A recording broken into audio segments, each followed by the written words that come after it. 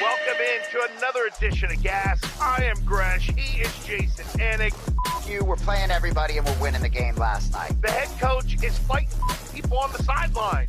What do you got for me? I know you're a part of the Tight Pants Society. No fucking play is that a gimme, right? Let's go!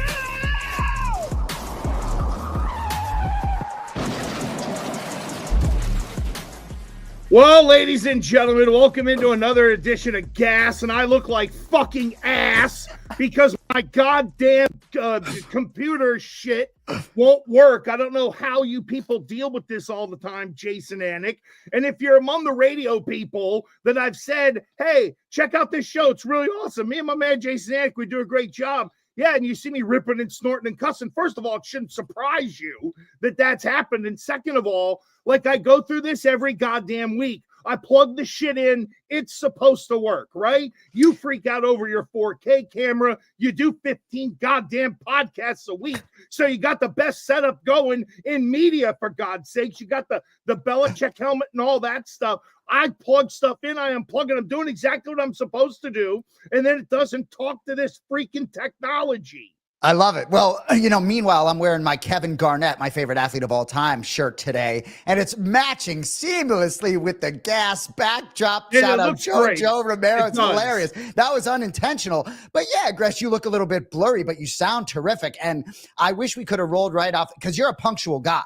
I wish we'd been rolling tape. You do not like being late. I figured there was an automobile accident. You're such a punctual guy. But it's great to see you, brother. I like you fired up. There was. Yeah, well, I'm as fired up as people are in Philadelphia, man. And wow, talk about a big miss by America.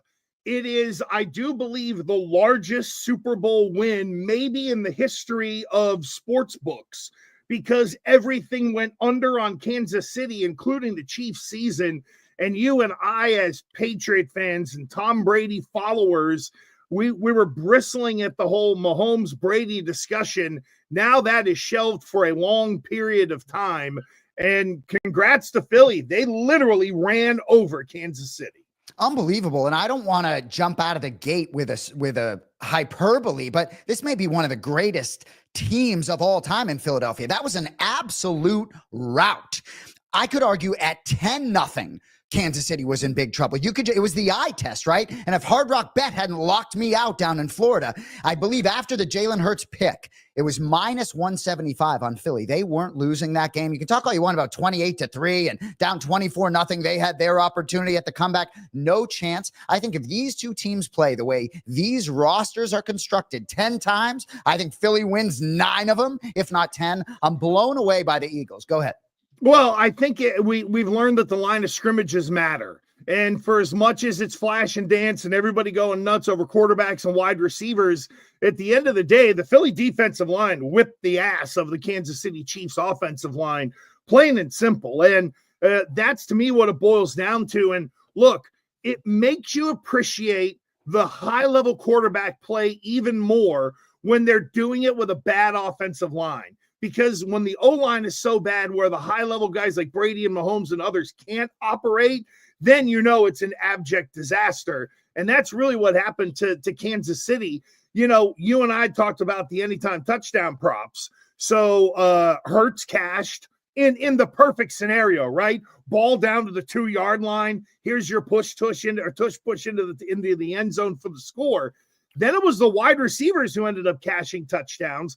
I thought late they were going to try to get Saquon one. I think they tried to sort of hit that Philly. They hit the Philly trifecta. We'll see if it's the Quinella after that. But anyway, bottom line is that none of those anytime touchdowns really ended up factoring in on the Kansas City side, and you almost had the big 4 in Philly getting it in the end zone.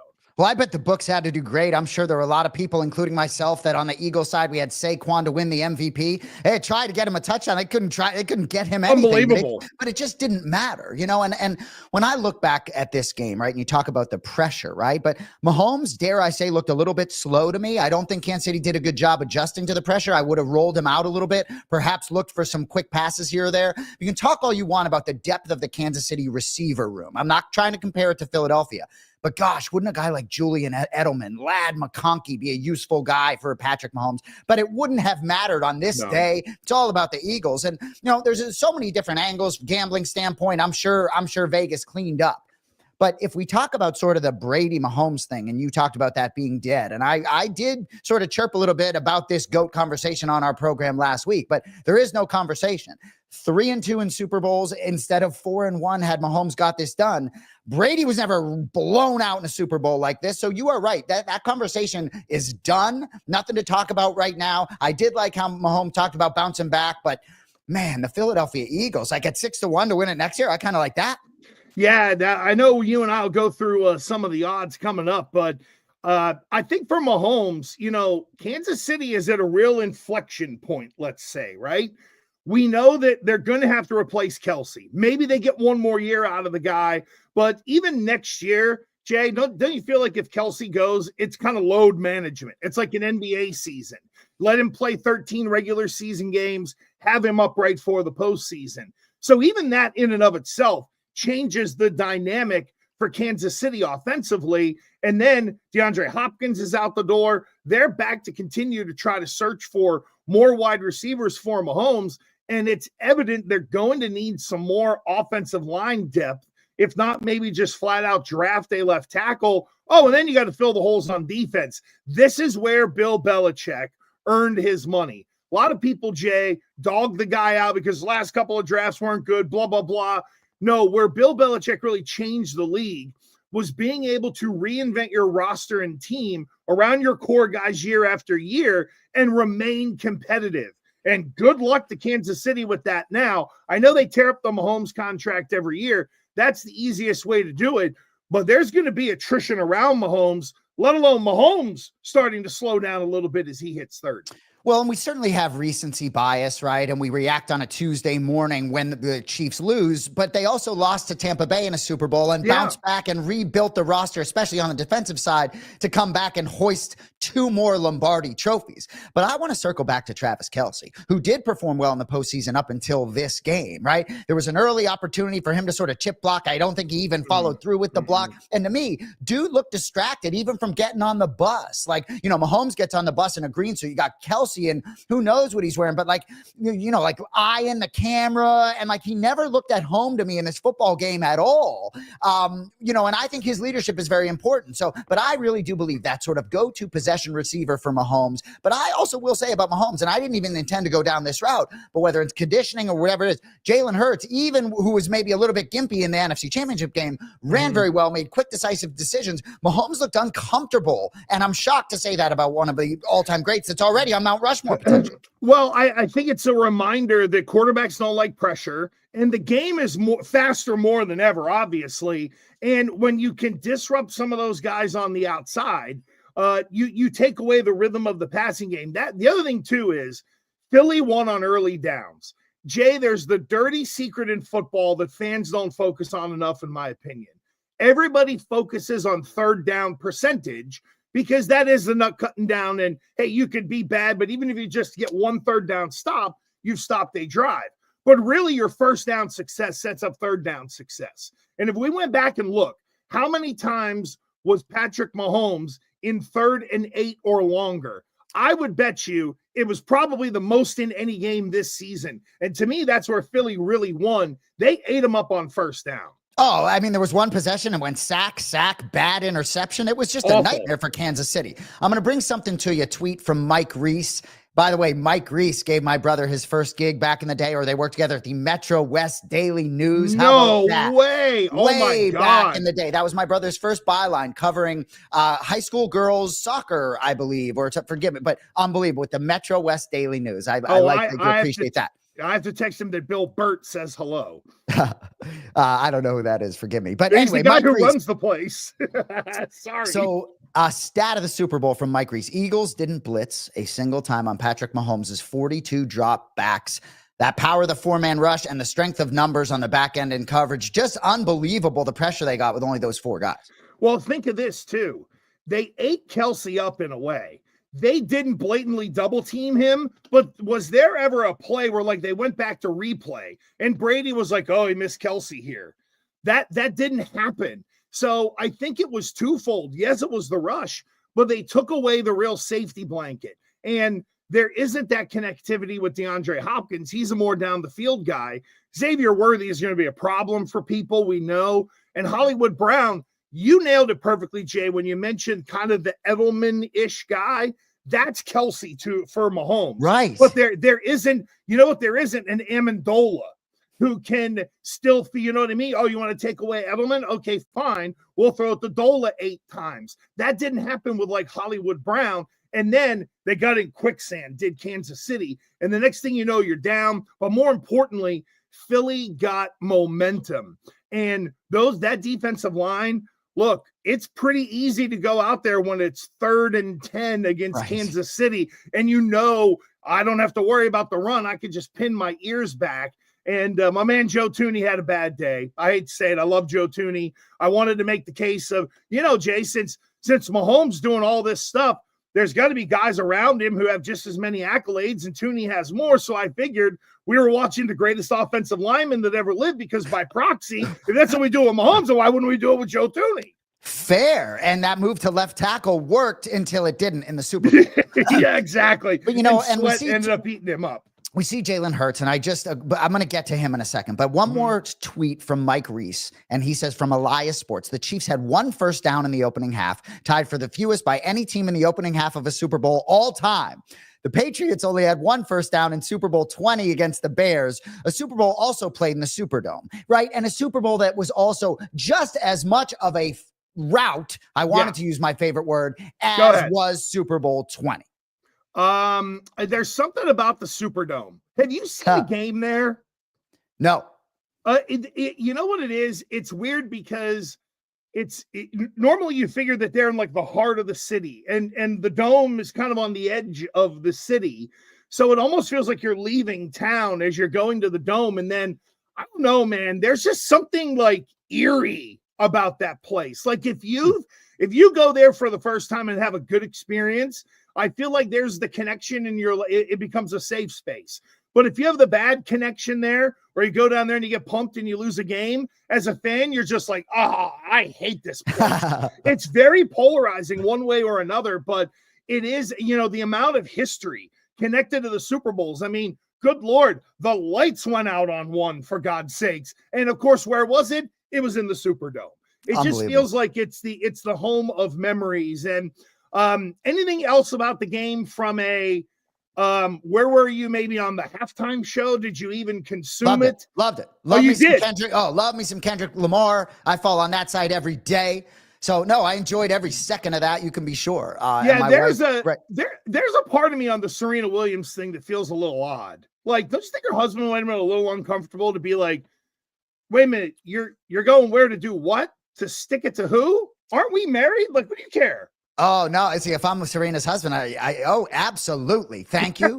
Every day of the week, just thank you. Do whatever you so please. But I want to talk about Jalen Hurts real quick. And go ahead. You know, 2018, he gets benched for Tua in the national championship game at Alabama. They're down 13-0. They come back to win the game with Tua. And then he goes to Oklahoma. And I've been one to criticize his leadership ability a little bit. And shame on me, right? I love everything about this guy. I'm so happy for him. And when he talks about wins versus statistics, you believe him. It's genuine. And, you know, I think sometimes even when doing shows like this, you might not have something in your notes that pops in your head and you want to say it. And I think that's a genuine thought. I think he is so genuine in wanting to win. And it's fascinating as we talk about the Chiefs dynasty. All everyone talking about is the Chiefs dynasty. How about this Philadelphia Eagles dynasty, dare I say? I understand you have to win multiple championships. But if they find a way to get back there, right? They've been to the Super Bowl twice in 3 years, won one of them now. Other than that little hiccup, they were 10-1 in that year before. Nick Sirianni's putting a really good resume on paper, but so happy for this organization across the board.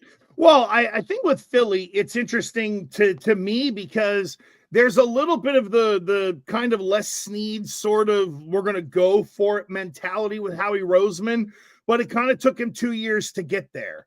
So I don't know if it's intentionally aggressive every year because they realize maybe they are in their window. But I'm with you on Jalen Hurts. I like him. I don't love him. And I think a part of the problem is he sounds like he's in second gear all the time. like it's too smooth. You know what I mean? Yes. Whereas with Brady would bristle. Brady would get pissed. Manning would get mad, or their voice, or you'd get a, whatever, something like that.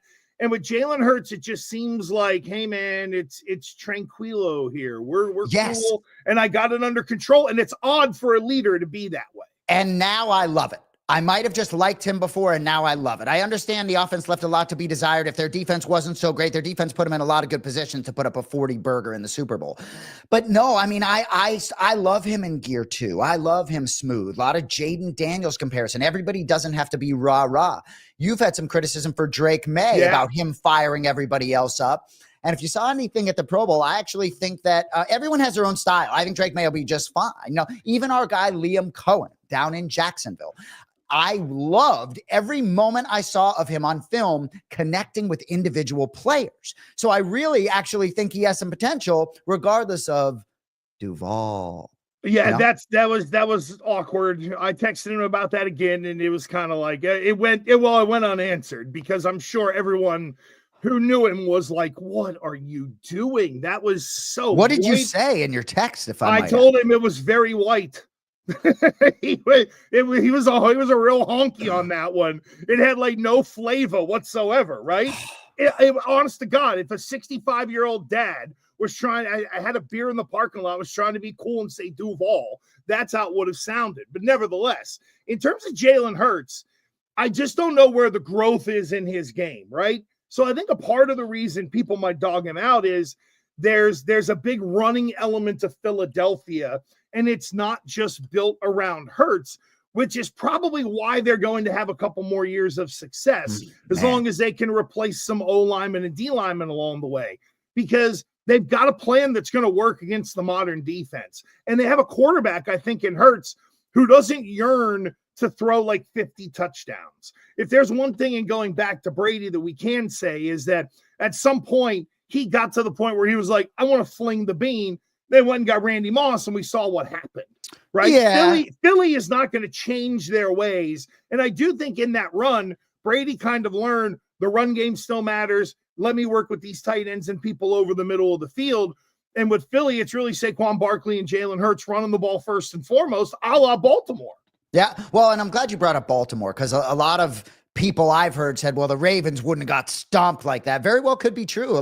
The Kansas City maybe didn't face these lines during the season. They also were not as good on the offensive line as the season went along either way. But I think the Eagles, if they stay healthy, are going to be a real problem. I know we're going to get into this later, but a lot of free agents leaving, after hoisting the Super Bowl, perhaps hoisting that trophy, can collect some dollars. But at 6-1, as we look at next year in the Super Bowl, I think that's a pretty decent number on Philadelphia. As I look at that conference, I love their chances to get back to the Super Bowl. Well, it's Philly at plus 600 in terms of odds for the Super Bowl next year. And then you have Kansas City, Buffalo, Baltimore. Basically, the AFC trio are in early at plus 700. Detroit, if you think Detroit's going to bounce back, that is pretty good value, I think, at plus 900 on Detroit.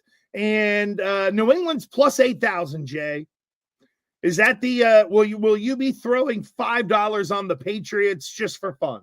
I will not. I do not like the Detroit Lions 9-1 at all. What I do like is the Green Bay Packers 18-1. Like towards sort of Josh Jacobs at Radio Row talking about sort of needing a big wide receiver. But I think they had some sort of an uneven year in Green Bay, but I like the value at 18-1. And the Cincinnati Bengals at 18-1, I absolutely love. They're going to make the playoffs. They are going to figure some things out on defense. And I believe in Joe Burrow, maybe, more than Mahomes, perhaps. I know I sound like I'm speaking in superlatives, but Joe Burrow is him. And the way he performed this season, he was the most valuable player in the league. So I think there's some value on those two teams at 18-1. I don't love the favorites at this stage of the season just because so much can happen, but I think some value on those two clubs. What do you think? Well, I think Cincinnati is an interesting play because of what's got to happen with T. Higgins and kind of, they've got to improve dramatically on defense. And how do they find a way to go about doing that? You mentioned Washington. I think that is the prototypical overreaction to the good season. I look at Washington as a sucker bet. You and I are so opposite on Green Bay. It's actually kind of funny because I do like Josh Jacobs. I don't like Jordan Love. If Jordan Love's got to throw the ball a lot, you're getting too many turnovers. And defensively, I think they've got a way to go defensively in terms of personnel before they can really compete. To me, Jay, they're still the third best team in their division. I agree with that. I think we may see a little step back with Minnesota depending on what happens from the quarterback position. I agree. 100%. And look, 18-1, means something there. I kind of agree with you about Jordan Love. I think his health, I think he's played through some injuries sometimes that haven't put him in the best position to succeed, but your points are very well taken. But as I look at this board a day after the Super Bowl, unless there's something I like at a long odd, I'm staying away from the top of the board. But even Philly at 6-1, right? Had Kansas City won again, I'd be curious what their number would be. Maybe you get that 6-1 because it's early in the season. But Philadelphia, I'm going to peek at that NFC because I'd be worried if I was a Detroit Lions fan. I understand Hutchinson will be back. He could be a big part of it, but losing both coordinators, some leadership there, I think it's going to be tough to rebound for that Lions team. It's interesting. I was reading those deeper odds there, Jay, that Cody had up on the Super Bowl, and a team that popped out to me that I thought was very interesting number-wise. What do you make of Denver at plus 3,500 to win it all next year? Good defense. You got to hope that the quarterback doesn't regress, just be what he was last year. It feels like Denver has a lot going right. And sadly, when Kellen Moore ends up getting the New Orleans job, our guy Darren Rizzi will end up taking the special teams and assistant head coach job out there. So I know they'll get better on special teams next year as well. Oh, I love that Cody has you up as Gresh the third. That's getting me excited. I like it. I kind of like that at 35-1, and even the Chargers at 28-1. If I think the Chiefs are going to take a step back, I don't think the Raiders are going to be a factor necessarily. So I think those are both interesting at this stage of the season. The Vikings are fascinating. I absolutely love Kevin O'Connell and JJ McCarthy. I do believe in. That's a big number at 40-1. And I think Minnesota with Justin Jefferson, I think they have a lot to prove. It'll be really interesting. You think Sam Darnold going back there?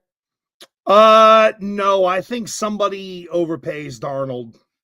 I agree. And I don't really think he was part of their plans. I think it would certainly be too messy. And I think it's going to be a nice, clean break, good year. And it is what it is.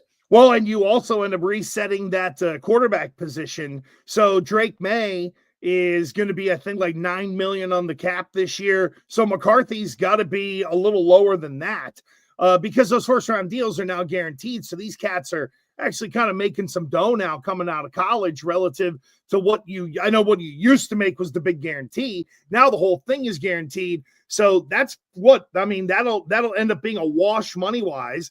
Go get you a mid-level veteran like that screams Jacoby Brissett in a situation like that for $4 to $5 million or whatever. Or maybe you go higher end with like a Marcus Mariota. Spend a little money at backup if you're in Minnesota. But I'm with you. I think not only is Sam Darnold going to be gone because I think Minnesota wants him gone, right. Somebody is going to like look at him and say, well, like, who he is? He's Nick Foles.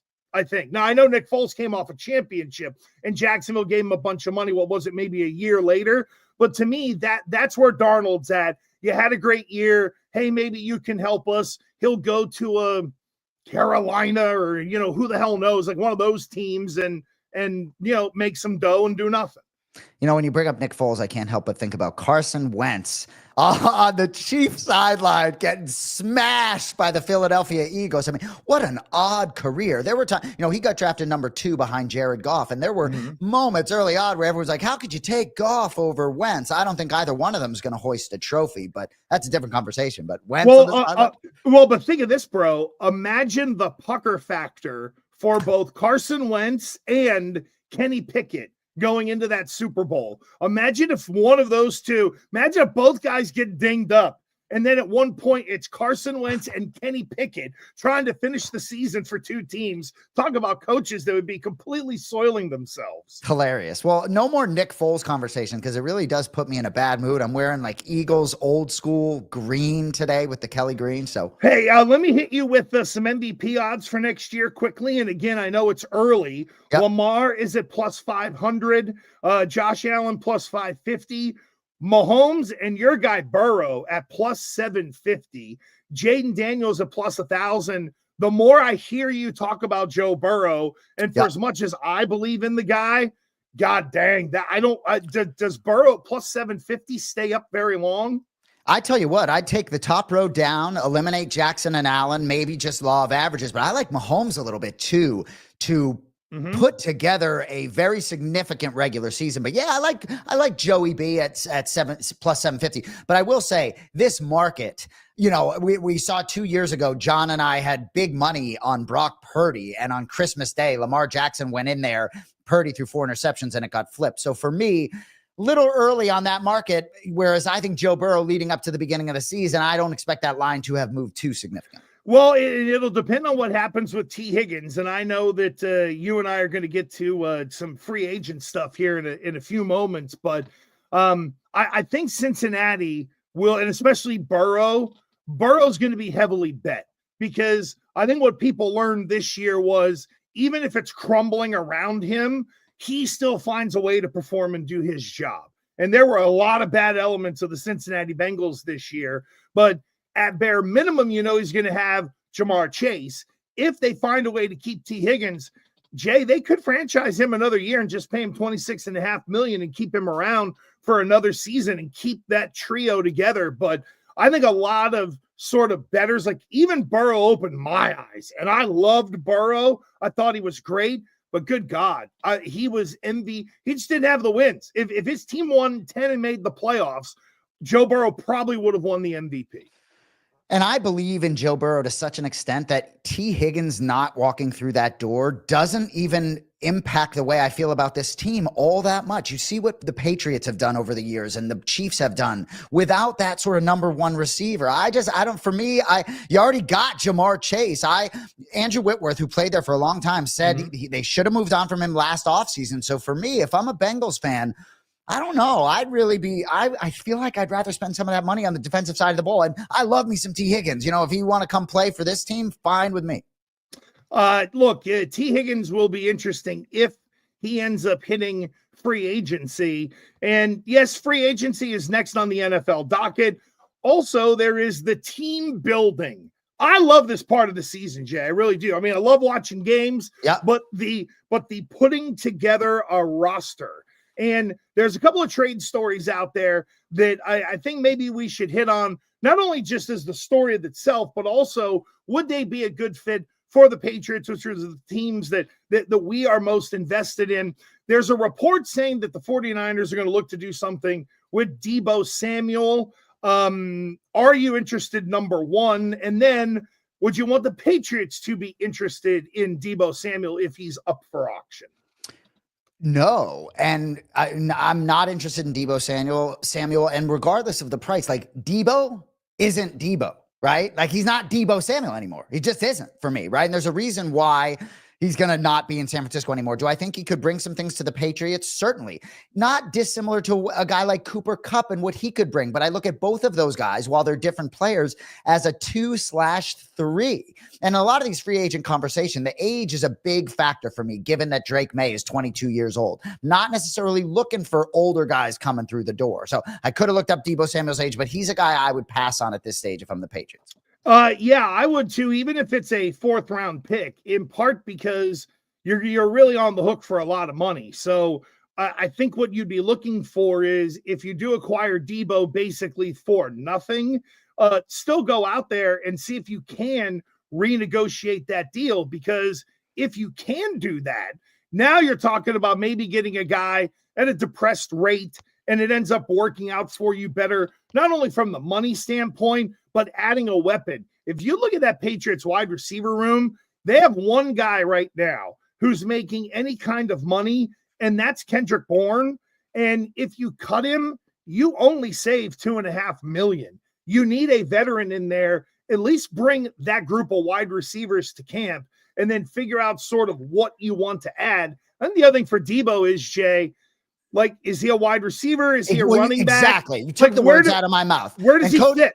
Cody just put in the chat, he's 29 years old, right? And so I look at him more like a rusher, so that electric speed may be escaping him at this stage of his career. So for me, that's a hard pass. It'd be interesting to see how McDaniels views it, though, and how he wants to run his offense, because your point's well taken about a veteran. I also think Kendrick Bourne, having played with him in San Francisco, might have some opinion there. But with the Patriots, right, whether it's Bourne or Jalen Polk, right? Last year's draft, pick number 37, Jalen Polk. Last year's draft, pick number 110, Javon Baker. Pop Douglas, kind of a twitchy guy. Like, what does Josh McDaniels think of these guys, and what can he do with them? Because when you see what Philadelphia did, I'm looking for them to get some big boys on both sides of the ball first and foremost. Yeah, I think wide receiver, I look at it this way, Jay. It feels like the show Survivor.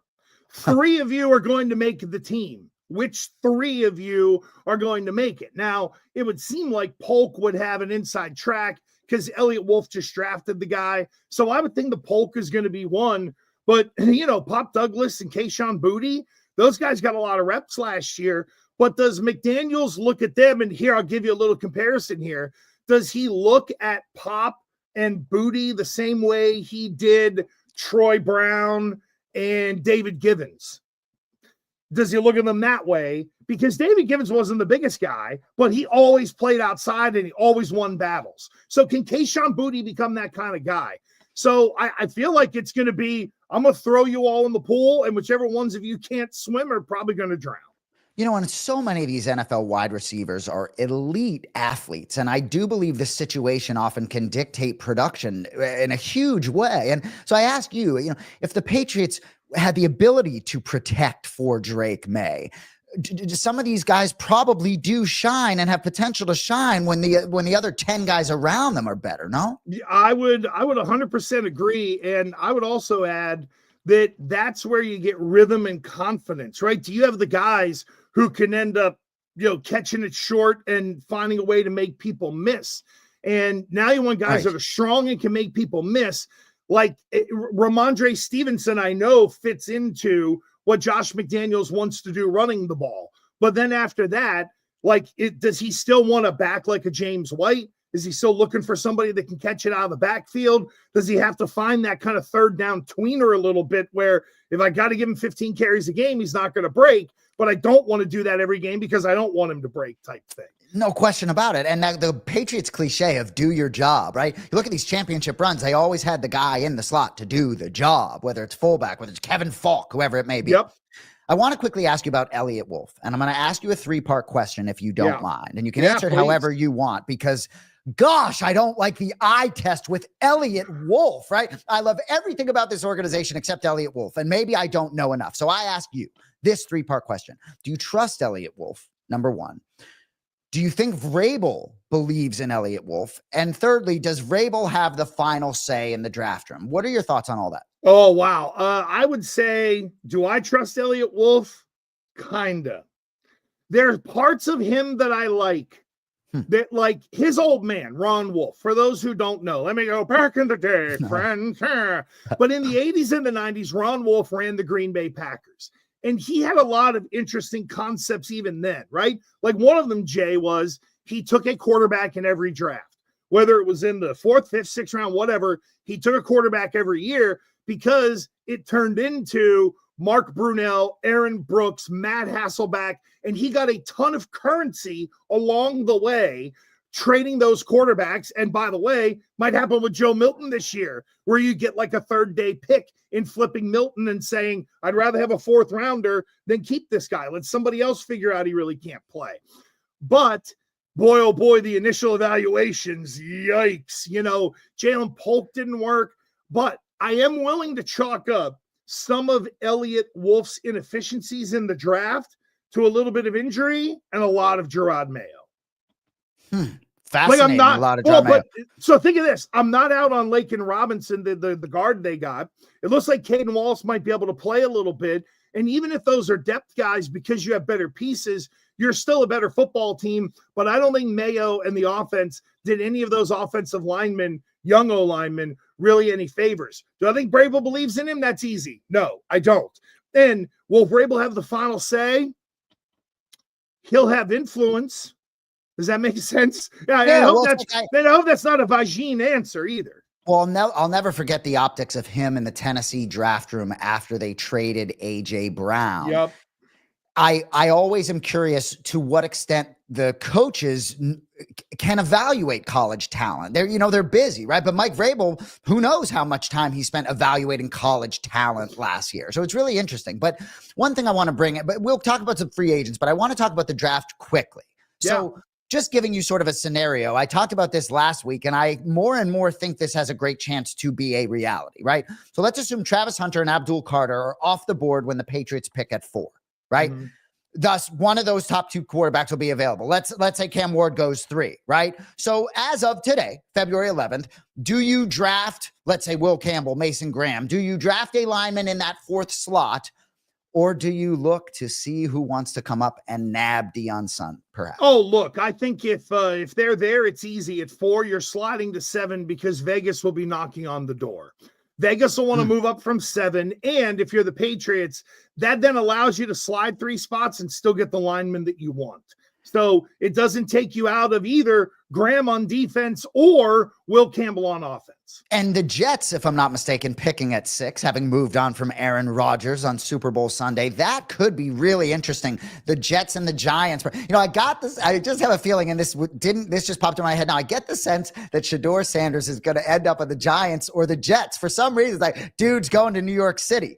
So there it is. The Jets. It's fascinating. Mm-hmm. I guess I really believe the Patriots aren't going to stay in this slot because I just think, well, there, if Travis Hunter's available. But for me, Gresh, right, I've even moved on Travis Hunter, right? Maybe it's recency because of what the Eagles just did, but I am so much more interested in big men than skill position players at this point in terms of building this Patriots roster from the inside out. Yeah, they know they have to, but I'm going to give you something that might blow you away here. If you just look, and by the way, Vegas is at 6, so it would only be jumping up 2 spots. Yeah. But I did a little work, sniffing around like the Patriots' existing roster last night, and you're really only a left tackle away from having a group that can start, right? And look, David Andrews is coming back. It costs you as much to keep him as it does to cut him. So he's going to be here. Same for Cole Strange. You have the Robinson kid that they drafted at guard. You have Onwenu. If Caden Wallace can play right tackle, now you're kicking Onwenu inside. The 2 guys you thought you had a guard are competing for 1 spot. And say you throw the Ravens' Ronnie Stanley in there at left tackle. Now you have a veteran starting offensive line on the whole with 1 extra piece. So you're not that far off from being able to put a competitive offensive line. How healthy with Doug Marrone and Dante Scarnecchia coaching them. Mm-hmm. Go ahead. Well, and you also have an extra piece now as well, and you'll probably draft someone. I do know this. I don't think Dante Scarnecchia is necessarily the biggest fan of Cole Strange. However, me neither, Dante. However, Cole Strange has tremendous value because he can play both guard spots and they cross-train him at center. And say he never plays a snap, but he's your swing guy and Andrew stays healthy. You've at least got someone with experience on the interior who the quarterback has worked with before. Way to go, Belichick, drafting your random ass guy that no one's heard of so he can come be a backup on your offensive line, a 1st-round draft pick. Way to go. Well, yeah, there's a lot of guys like that across the league everywhere, and I know a lot of people hate the Cole Strange pick and, should have took Nakobe Dean, and, well, Nakobe Dean's been forgotten about in the Philly. That when I was working on Boston radio, that was the big fight, Nakobe Dean or an offensive lineman, and we know which way Bill went. Hey, by the way, can I assume you have no trust in Elliott Wolf? I asked you because I think you're more informed and can answer it better, but I just don't. I don't have a lot of trust in him. He doesn't strike me as being very confident. You know what I mean? Like a juxtapose of Howie Roseman. I think that matters, right? And but as long as he's putting in the work, perhaps. But the Patriots overall, just the drafting of offensive players and analyzing offensive players. I mean, look no further than last year, Ladd McConkey, they're moving out of that slot and look at what he's doing for the Chargers. So for me, I just don't believe in their ability to draft offensive players. That's where I'm really hoping that Mike Vrabel can help them sort of lock in because this draft is crucial for Drake May and company. Yeah, and I think there's going to be a mix of, veterans and I think there'll be some guys from Cleveland and Tennessee coming in here, if you kind of catch my drift. Yeah, to sort of speaking of patch Cleveland, the holes. Yeah. Myles Garrett, oh my gosh, I would do it. I don't think he's going to want to come here, and that's a big part of it, but I would perhaps be willing to pay some sort of ransom for that human. If this were 2026, Jay, and you had a year of Vrabel, and let's say you got to 8 wins or 9 wins and you knew you were close, then you extend the picks you need to go make a move like Garrett. It feels like if the Patriots got him, it'd be 2 years of Garrett, then they'd be good, and then he'd be on the back 9. Very good point, and I tend to agree with every word of it.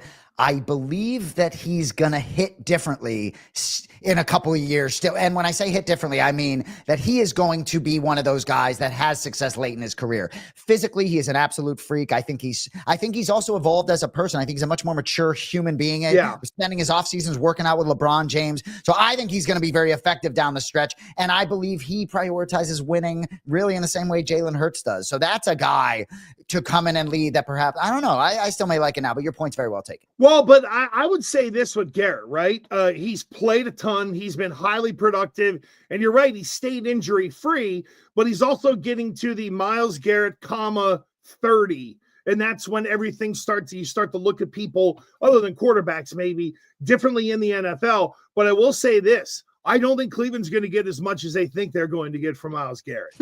There's going to people will use the age and the money, I think, against Cleveland. And Cleveland kind of is run by idiots. So, there is a chance that if there's somebody who has like a first round guy they could trade, they'll get a third rounder for him.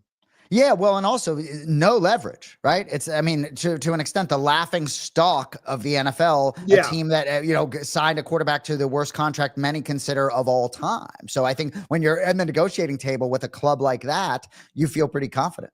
All right, so can we hit the wide receiver part of it? Because we mentioned T. Higgins a little bit earlier, but I want to bring this up to you because T. Higgins can get messy and complicated, meaning if Cincinnati wants to, they can swallow hard, which they would do, and franchise tag T. Higgins for a second year, which would give him a salary of around $26.5 million. So there is some thought, Jay, that maybe since he tags him to look to trade him. I don't like that because someone is doing your negotiating for you and setting your floor. Does T. Higgins have to be the guy? Is that the best and only target out there for you? Or are there others? Because if Chris Godwin ended up a Patriot on a short-term deal, I know I wouldn't hate that at all. I wouldn't hate that at all, but your point about Myles Garrett in 2 or 3 years, I don't love what I would see maybe out of Chris Godwin in 2 or 3 years. Yeah, T. Higgins is him for me. And while I really prefer them to sort of miss on a guy like Higgins, in the same way I think Cincinnati would be fine without it, I really believe, especially with what Philly just did, that it's all about the lines. I really believe that to be the case. And, if Patrick Mahomes had some time, I think we might have been talking about the depth of his receiving core. Hollywood Brown was getting ready to go. So for me, I don't know. I would lean toward laying off of a guy like Chris Godwin, but I would be going all in on a guy like T. Higgins because I think he's special. I think that big target and him being teamed up with Drake May, I think they can solve a lot of problems. I do wonder if since he plays the game and says, no, we're not just giving you away via free agency, that could end up changing some things for Higgins. 2 guys I think to keep an eye on from the whole Vrabel connections. One would be an older wide receiver, Tyler Boyd. Doesn't really add a ton, but again, just someone who's been around Vrabel. You need a veteran in the room, especially if you are going to get rid of Kendrick Bourne. And another one would be Elijah Moore, who's a young guy, drafted by the Jets, went to Cleveland, and Vrabel was around him last year. Guy's only 25 years old. I just wonder if those are going to be some people that maybe Vrabel sort of takes a peek at. Ronnie Stanley is interesting for me as an offensive lineman, and boy, oh boy, the work on defense. Shay, you and I don't even have the time to be able to get into all of the talent they need to add on defense, including what I think is pretty much going to be a complete overhaul of the linebacker group. Well, I took the words out of my mouth. So what do you think about Dre Greenlaw? right? 28 years old. I know he only played a couple games last year coming off the injury, but I feel like they need a leader on defense, right? I love Christian Gonzalez, but certainly going to be a soft-spoken lead by example. Probably good. One of the best corners in the game, by the way. Even Duggar, who I like maybe more than most, I really feel like they need that sort of Teddy Bruschi to be running their mouth and sort of, even the way Matthew Judon, I think, provided some really nice leadership on that defense. I would love to see them sort of maybe get a little bit of a leader and maybe take a little bit of risk on a guy like Dre Greenlaw. What do you think of that? I don't hate that at all, depending on sort of how they're going to run their defense, because in Tennessee, like they would go for the, like Landry from BC, who's not the biggest guy, not the fastest guy, but he could get after the pass rush, I think there's a chance Keon White could evolve into the person you're talking about. And I think he got off to a hot start. And then as the attrition hit the defense, he got double teamed. It struggled a little bit. But I think Mike Vrabel's going to connect with that guy. I remember, Jay, talking to Keon White as a rookie 2 years ago at camp. And we were like, what do you like about being here? And he goes, I like it that I got tough coaching.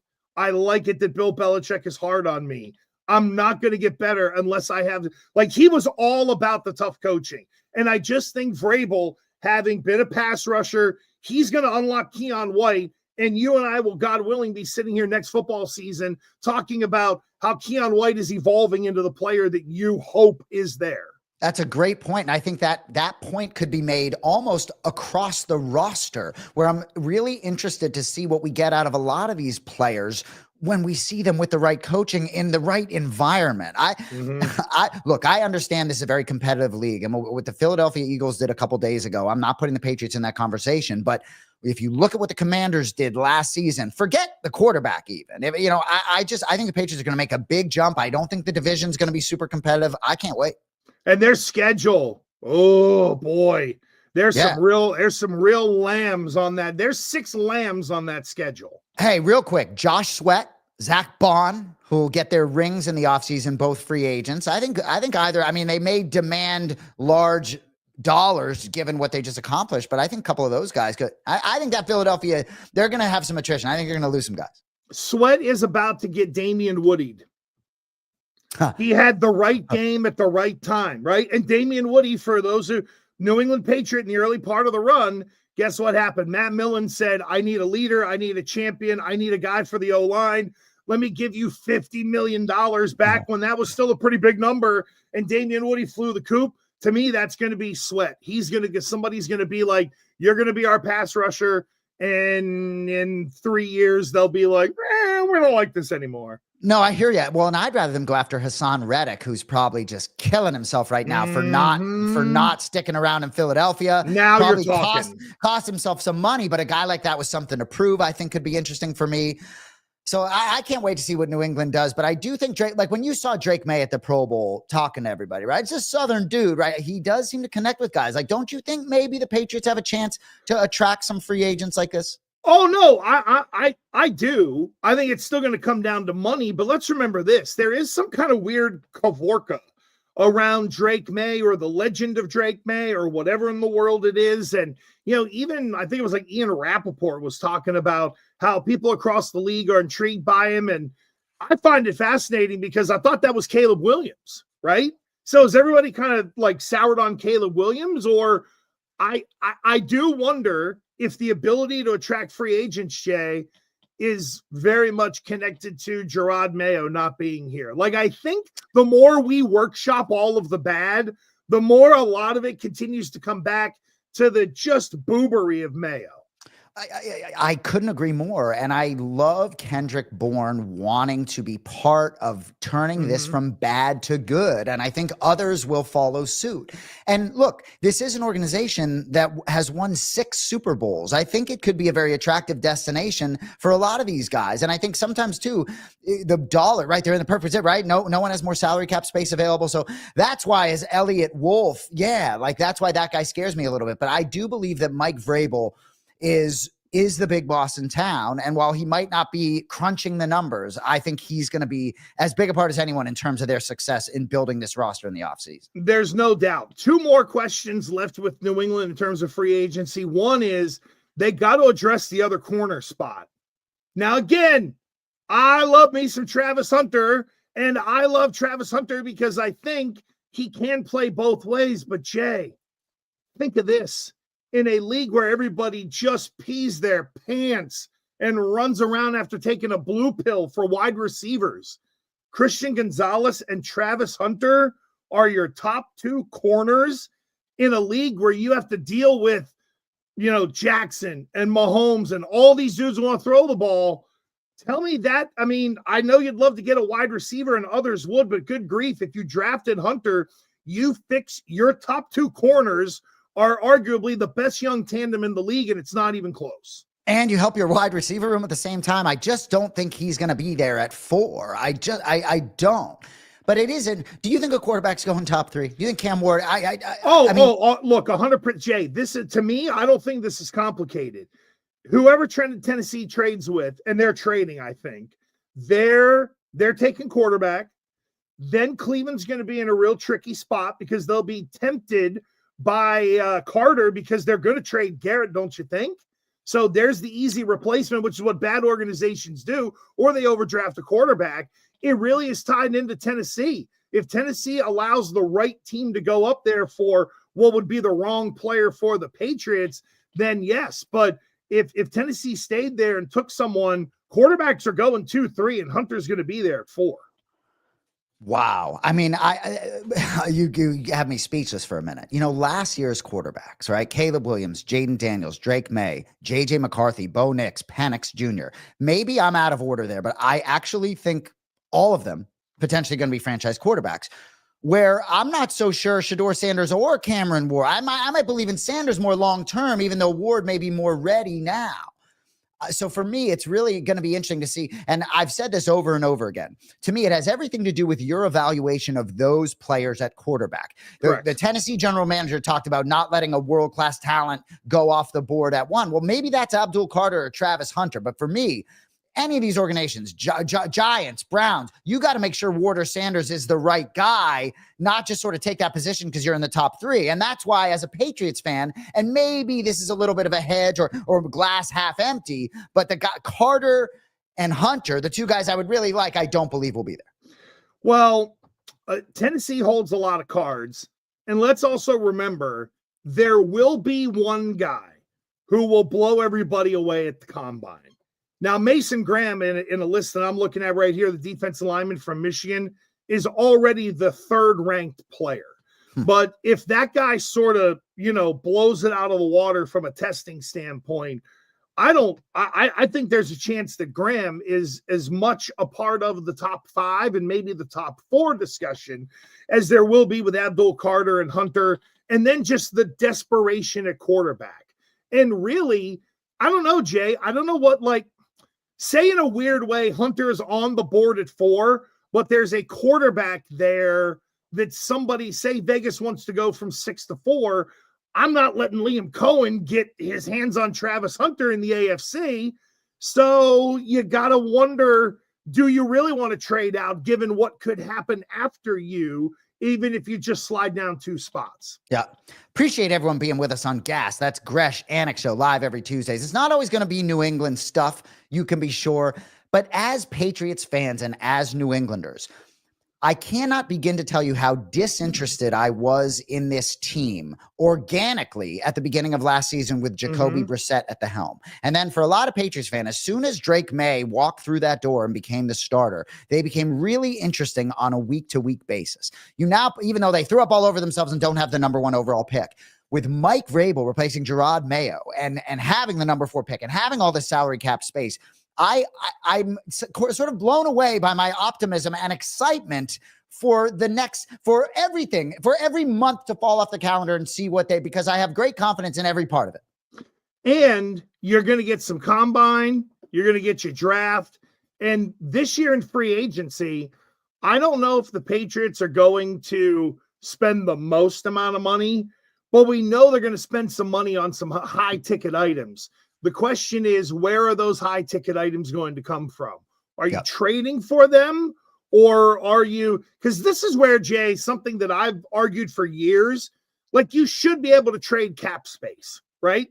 So you can do it in the NBA, but think about it. Right. If you could go get Myles Garrett and it's, well, we'll give you a second round pick, but we'll give you $10 million of our cap space for you to go do a $10 million for 1 year. Now you're talking about having something extra to trade where you're not just giving away picks, because if you want T. Higgins, if they franchise him, you're paying first rounders. So, okay, do you want to give up the number 4 pick for Higgins? I personally do not.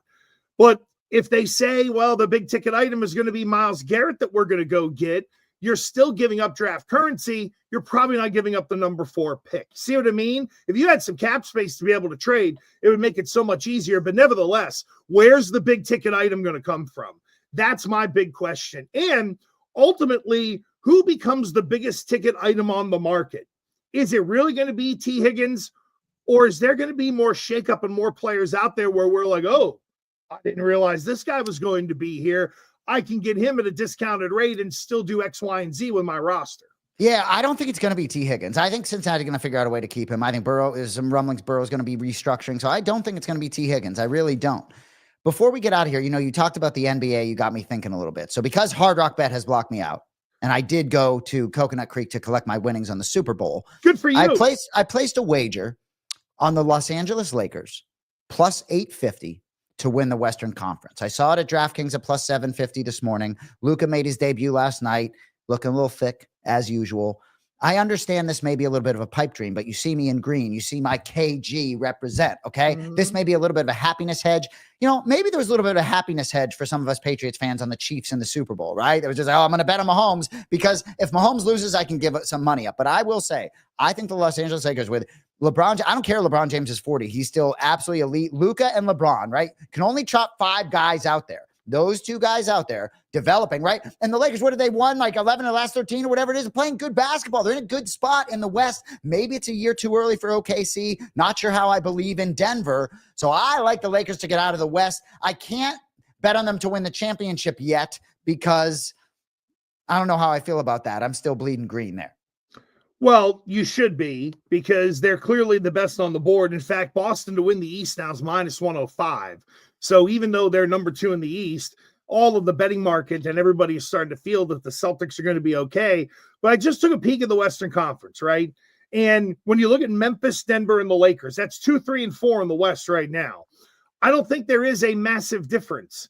It really is which of your superstars are available or haven't gone nutty, right? With Memphis, they need Ja to not go off the reservation. In Denver, they need the health because they're built for a unit, even though they have the great player in Jokic. And what's interesting about Houston and Ime Udoka is that's a tough team, but they're a young team where there isn't the experience of LeBron and Luka. It's not crazy, my friend. It really isn't. Now, the problem for the Lakers is get out of the 4 spot because you don't want to play Oklahoma City in the Western semis. Get them in the conference finals to where you can put your best foot forward. Try to avoid them. I think the Lakers are every bit as good as Memphis and Denver. I hear you. And I will say, I disagree a little bit. I'm not too worried about where they catch OKC. But even watching a little, what Luka does, it's almost like he freezes a defense constantly on a basketball court, that it doesn't matter how slow, I don't even want to say that, but how sort of methodical he is on offense, because he just freezes defenders in a way that so few can. And then you have LeBron James on the other side of the court. I mean, he demands so much attention on that basketball court. And I think you're going to get max effort on the defensive side. I think it's really interesting. LeBron doesn't have that much time left. And a lot of people are talking about, is LeBron going to be traded next? No fucking way. That's my first F-bomb in 3 weeks, by the way. But he's going to stick around to play with one of the top 5 players in the league. I am bullish on the purple and yellow. Yeah, I think they're looking pretty good right now. My worry for the Lakers with Oklahoma City, as it is everyone else, is Oklahoma City has length. And honestly, you and I love the Celtics. The Oklahoma City will be able to challenge the Celtics in a different way because there are a few people who have the ability to match up with old Porky Porzingis when he's upright. Oklahoma City has those kind of guys in Chet Holmgren, people with size and length who can still move a little bit.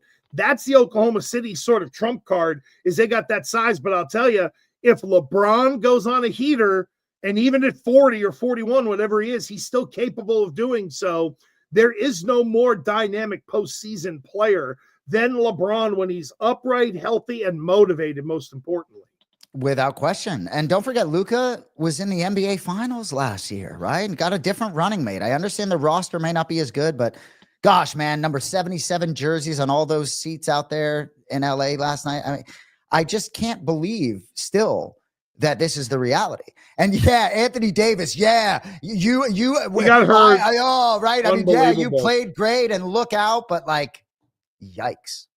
And it's amazing how the same things keep happening over and over again to that guy, you know, and the timing bad as well. Good grief. Cody, Lakers medical staff, the 2025 NBA MVP, might need to be by the time it's all said and done. Watch Luka's physique transform over the next 3 weeks or whatever. Hey, look, if LeBron can get in his ear, that's really what the Lakers are banking on. I mean, the Lakers have taken the biggest risk, arguably, in the NBA in the last 20 years. They're going to try to succeed LeBron with Luka. But can Luka learn the way LeBron did on what he needed to do to be elite for a long period of time? There are very few people like Brady and LeBron out there who, after they get rich and, you know, hit crest 30 and your life starts to change a little bit, who are still motivated the way they were when they had nothing or they first came into the league. Yeah. So, and you know, I think that Luka was a little bit nervous last night. And I think that has everything to do with LeBron being on his team, not the fans, not a new. And in the same way we talked about the Patriots, and Brady talked about this, how the players were a little bit scared of Belichick. Good. And the players are going to be scared of Vrabel. Luka a little bit scared of LeBron. I think that can help him. Hey, what did you make of Tom Brady's first Super Bowl as a broadcaster?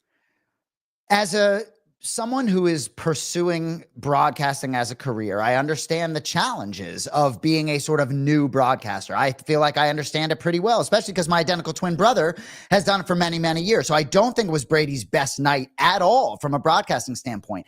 I think he was a little bit uncomfortable, and I don't think he was able to provide sort of his really interesting insight. I feel like there were many moments during the regular season where I was like, wow, he's really taking us inside the huddle in a different way, even though you may not like his voice. But I think that the lights were a little bit bright for him with all those eyeballs on him as well. But I think he'll get better and better. Well, I wish my camera and connecting to my freaking computer was as efficient as Zhang Wei Li was in defending her championship over the weekend. And kind of the same for Dricus du Plessis. Broke Sean. I give Sean Strickland credit. But I did see that your guy, Bilal Muhammad, was jabbing away at Strickland and said he can be a two-division champion after a DDP wins again.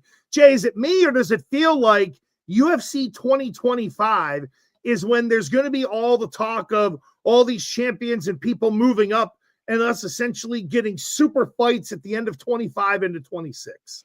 I hear you. These super fights are not my favorite thing, right? And even Bilal, you can be sure he has business to attend to in the welterweight division. You can be sure he's not trying to become a double champion in any time in the future, right? He still wants to beat the best guys coming up. And, you know, in terms of this particular fight, I mean, Dricus du Plessis facing Khamzat Chimaev, give me all of that. I can't wait for that. I still would probably lean Chimaev in that spot. But I think some of Bilal's criticism of Strickland is like, if you are that dude, right, that you want down in the foxhole with you, and you're the guy that's always going to come forward, like, go for broke. Don't be afraid to get knocked out. Kenny Florian, who's hosted a podcast with my brother for many years, talks about going in there to kill.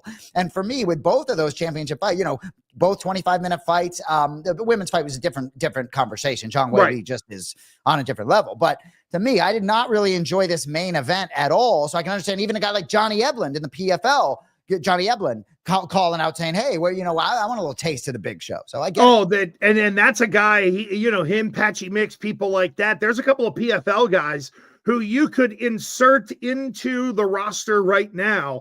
And I'm with Johnny. Look, the reason we have the connection to Johnny Eblen, I say we, because when Mohegan Sun would have the Bellator fights, Jay, we saw Johnny Eblen kind of like not make a debut, but it's like, oh boy, his old man was like walking around and stuff and be like, it's my boy. All of a sudden, he's fought like 2 or 3 times down there. I think we saw him win the title at one point, or maybe defend it.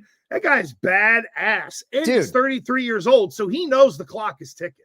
Bro, and he drives his RV from South Florida out to Vegas to train with Strickland. So he knows, right? I'm sure he knows how he stacks up against Sean and probably favors him. Strickland's a very interesting mixed martial artist, right? It's sort of a unicorn in a way. It's a brute more than sort of technical skills in a lot of ways for me. Yeah, I was going to say, is he a mixed martial artist? Right, or there you go. Is he more of he's an evolved brawler? It's a good way to put it. And so I think a guy like Johnny Eblen, I think could make some real noise. Big skills. Yeah, absolutely. Well, friend, it was a blast. I'm sorry for the freak out at the beginning. I can't believe this. Again, you plug stuff in, it's supposed to work, right? I plug it into the outlet, I should get power. I plug it. Hold on. Let me watch. You know what? I'm gonna see if I can do this on the fly. I'm gonna try to get the of course, it's still I did. I just tried to switch over and it didn't do it. So I don't. Yeah, thank you. This is the cameras, or I don't know. Wait, dude, with Liam Cohen, why you I mean, like, I would not be giving my boy a hard time. If I'm you, I'd be like, it doesn't mean nothing. Go prove them all wrong. Go get it, kid. Did you give him any of that juice? I mean, come on. Yeah, I did send a hey, proud of you, congratulations, and then he had the press conference, and it was like, oh man, you know what? Hey, listen, here's what I'm gonna do. I'm gonna pitch this to NFL teams and to head coaches, right? These guys don't know how to say half of what they want to say, honestly. And they can say what they want on their football teams. But when it comes to like the media and sort of positioning stuff, like Gerard Mayo was an abject disaster. He was the master class of the way not to do it. Bill Belichick's the other extreme. I am here to help these young head coaches craft what they need to say to the media. I give you a little one sheet after a game. Here's what people are ripping you for, blah, blah, blah. Here's how you can say it, yada, yada. Handle the Monday press conference. I'm here for just a small to medium fee. Well, I think this is a really interesting topic, and I know we got to get out of here, and Cody's putting in the chat about press secretaries. But for me, this is an important part of being an NFL coach, and Sean McVay and Kevin O'Connell don't need any help, nor does even a guy like Dan Campbell. So, and I don't think Darren Rizzi even needs any help. Nope. So, but it's the young guys. Like, again, Mayo. But McVay didn't need much help when he was young because he's smart as you know what. Well, and articulate and witty and sure and balanced. And I mean, I really, and they but also I hear you. But they also put Wade Phillips with him to make sure that someone was there to hold his hand for the first 3 years. And that son of bum, huh? Yeah, son of bum. And that he didn't step on his ding dong the way he did verbally when he tried to fillet Bill Belichick and then couldn't come up with one goddamn play to score a touchdown against him. But he's a genius. Fair. Well, you and I, you and I will always fight. By the way, did you see McVay pimping the ring on the? Their ring is pretty dope. I gotta say. I don't know if you saw it on the pregame. No, but you made a very good point, and you really sold me, right? Where you are very much right that him back then, there was a little bit of youth there. So that point's very well taken. Kevin O'Connell probably became a head coach at more of a right time, so you didn't see some of that greenery on the mic necessarily. Well, and Kevin O'Connell went through the strife and the strain of trying to hang on in the league as well. Like he was drafted into the league. He got punted early. He sort of hung around a little bit. I think that's why him and Sam Darnold would naturally connect. They sort of get what each other's doing. So anyway, hopefully I get this, I get the better looking camera so people can be like, hey, you need to shave, you bum. I get that all the time. By the way, you can catch me on Sirius XM Radio. This Saturday, I'll be on Mad Dog Radio, 8 to 12. I had a great guest leading into the lead on a Saturday, be this guy, Jason Anik. And then I'll be back on Infinity Sports Radio on Sunday, 10 a.m. to 2. I had 5 hours by myself leading into the Super Bowl. That was fun. Wow. Well, see, you love it. And for you by yourself taking candy from a baby, tell them to extend the budget. You got a co-host ready to I know. I told him, and they can barely pay me, for God's sakes. No. Jay, thank you, buddy. And Cody, thank you for and everybody dealing with my little technical issue and freak out. Another edition of Gas next Tuesday, right here. You can watch us on Instagram, watch us on Twitter. You can also watch us on YouTube at The Real Gresh, Gas Show AM, at Boston Anik, Cody_Merrow to get our guy Cody on Twitter. And we will see you next week. Duval. Oh.